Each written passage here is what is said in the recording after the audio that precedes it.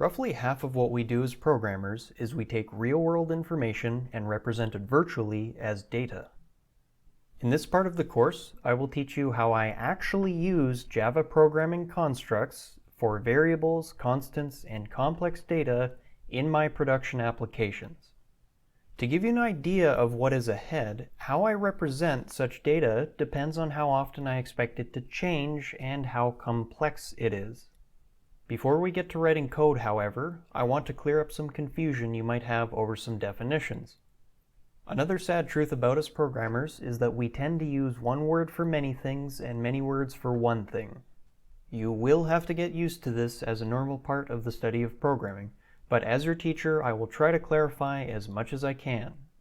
In the English language, the word model has a very large number of meanings. It can be used as a verb, noun, or even an adjective. Similarly, in the field of software development, this word model has taken on many different meanings, and we will discuss two of them in this course. First, I will discuss data models in this part, and in part 5, I will talk about how this word relates to software architectures such as Model View Controller. When used as a noun, the word typically refers to what I like to call a data model. A data model is just a representation of some kind of real-world object, such as a user in a social media app, a note in a note-taking app, or a Sudoku board in a Sudoku app. One important question to ask is, how detailed should these data models be? Even something simple like a note could have a lot of details such as content, creation date, last modification date, character or word count, author, deadline, font, and so on.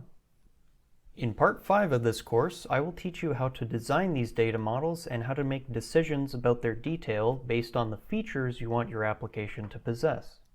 For now, the short answer is that they should be as simple as possible, but no simpler.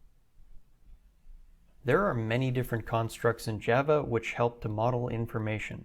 Some are simpler than what I just showed you, and some are more complex. In the next few lessons, we will look at the most common and most useful constructs with an emphasis on what kind of problems they solve in practical situations.